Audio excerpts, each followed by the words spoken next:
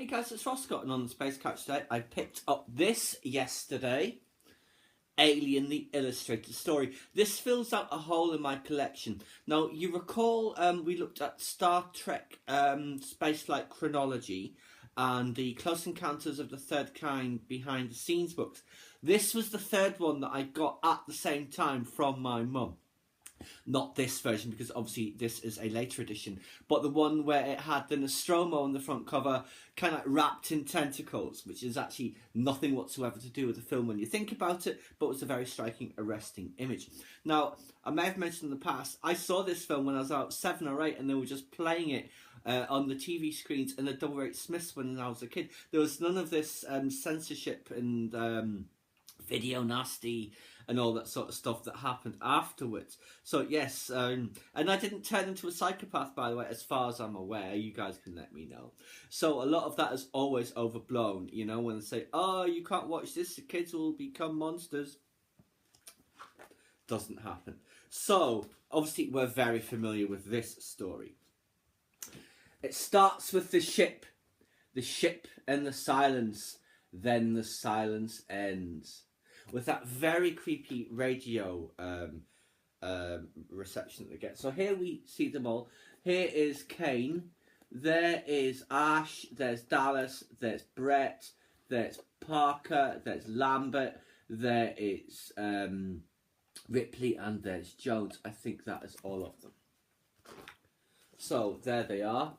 In the boondocks, near Zeta Reticuli 2, miles from home.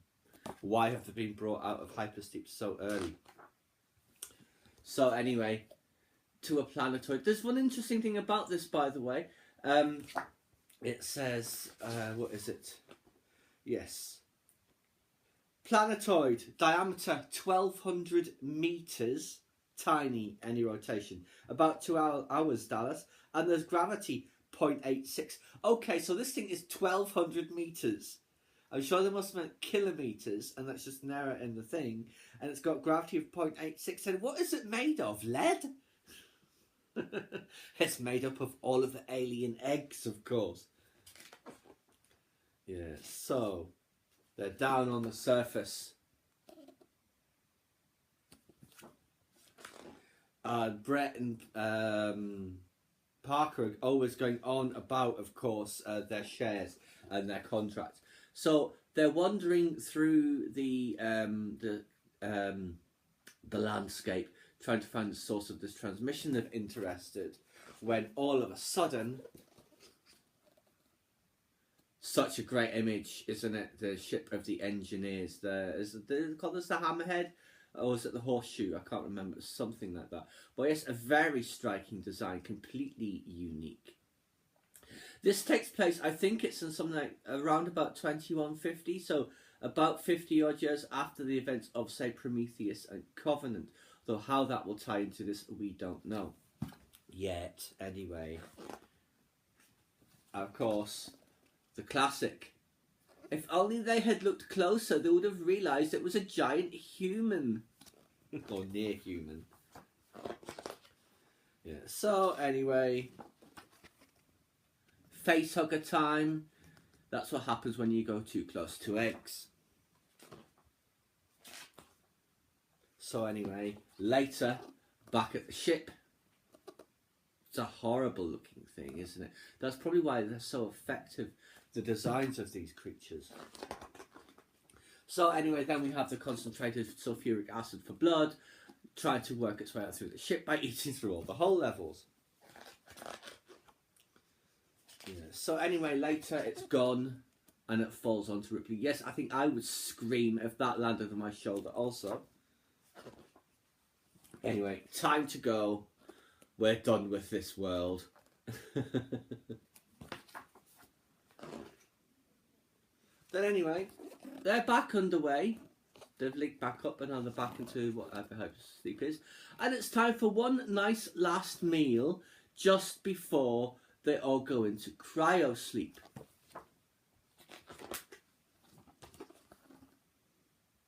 One of the most famous scenes in cinema, of course, not just in science fiction. The chestburster scene, and we see it referenced so many times in other things. So, anyway, then the killing begins. This is the front cover. There is Brett, and there he is getting dragged forward to get eaten. And who's next? Yes, then Dallas. That always creeped me out, that bit where he's in the shafts and it comes up to him and just leaps at him.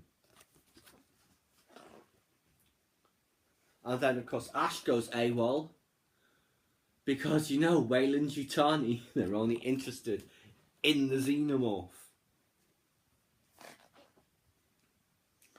And then, anyway, the three of them that are left, Parker, Lambert, and Ripley, no, it's getting them. So, there it is, up against them. Yep. And there he is with half its face gone. And there she is just hanging. So it's now after Ripley. Where she takes out Mother. Because Mother has not been very helpful. Blast off. Just before. Boom.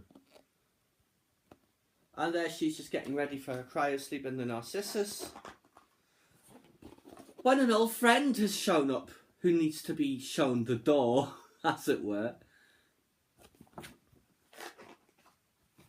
And when she has blasted it and is trying to get back in, she hits the engines and so long. And it ends as it began, with the ship, and the sands.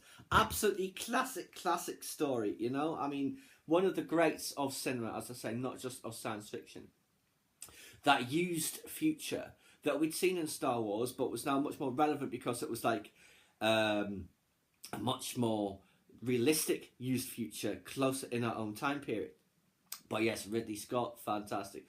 Obviously, that franchise has done fantastic things since then. James Cameron's Aliens really set the bar, I think, for for sequels in the franchise. But yes, that was just our look at the illustrated story of Alien. I'm always looking out for that original graphic novel because my copy that I got with the other two, my brother acquired, or took from me, back when we were kids, and then he lost it. And then he's got another one that he found in the charity shop, but it's got a giant rip all the way through to about here. So I asked him if I could have it back, and he said no. So I shall keep an eye out for that version, but in the meantime, I'm very glad to have rounded out my collection. Please subscribe to my channel if you enjoyed this content. Leave me your current suggestion for upcoming topic you'd like to see discussed, or like the video.